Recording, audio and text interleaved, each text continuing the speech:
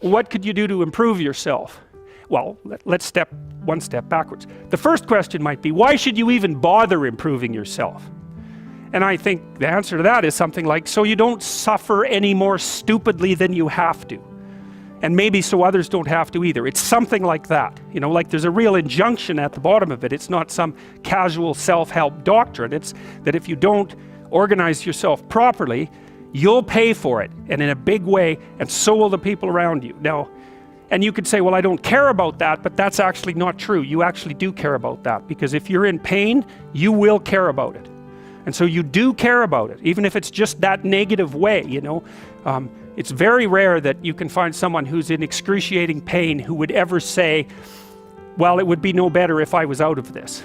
It's sort of, pain is one of those things that brings the idea that it would be better if it didn't exist along with it. It's incontrovertible. So you get your act together so that there isn't any more stupid pain around you than necessary.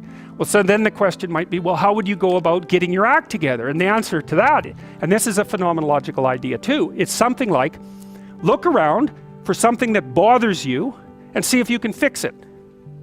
So now you think, well, let's say you go into you can do this in a room. It's quite fun to do it just when you're sitting in a room, like a room, maybe your bedroom. You can sit there and just sort of meditate on it and think, okay, if I wanted to spend 10 minutes making this room better, what would I have to do? And you have to ask yourself that, right? It's not a command, it's like a genuine question. And things will pop out in the room that you know, like there's a stack of papers over there that's kind of bugging you, and you know that maybe little order there would be a good thing, and you know, there's some rubbish behind your computer monitor that you haven't attended to for like 6 months, and the room would be slightly better if it was a little less dusty and the cables weren't all tangled up the same way. And like, if you allow yourself just to consider the expanse in which you exist at that moment, there'll be all sorts of things that'll pop out in it that you could just fix. And you know, I might say, well, if you were coming to see me for psychotherapy, this easiest thing for us to do first would just be to get you to organize your room. You think, well, is that psychotherapy? And the answer is, well, it depends on how you conceive the limits of your being. And I would say, start where you can start.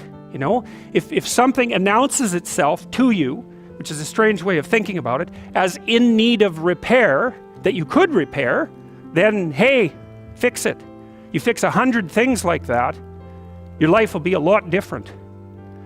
Now, I often tell people too, fix the things you repeat every day, because people tend to think of those as trivial, right? You get up, you brush your teeth, you have your breakfast, you know, you have your routines that you go through every day. Well, those probably constitute 50% of your life. And people think, well, they're mundane, I don't need to pay attention to them. It's like, no, that's exactly wrong. The things you do every day, those are the most important things you do. Hands down. All you have to do is do the arithmetic. You figure it out right away. So 100 adjustments to your broader domain of being, and there's a lot less rubbish, and there's a lot less rubbish around, and a lot fewer traps for you to step into. And so that's in keeping with Jung's idea about erasing once you've got your mind and your emotions together, and once you're acting that out, then you can extend what you're willing to consider yourself and start fixing up the things that are part of your broader extent. Now, sometimes you don't know how to do that. So you might say, imagine you're walking down Bloor Street and there's this guy who's like alcoholic and schizophrenic and has been on the streets for 10 years. He sort of stumbles towards you and, you know, incoherently mutters something. That's a problem. And it would be good if you could fix it, but you haven't got a clue about how to fix that.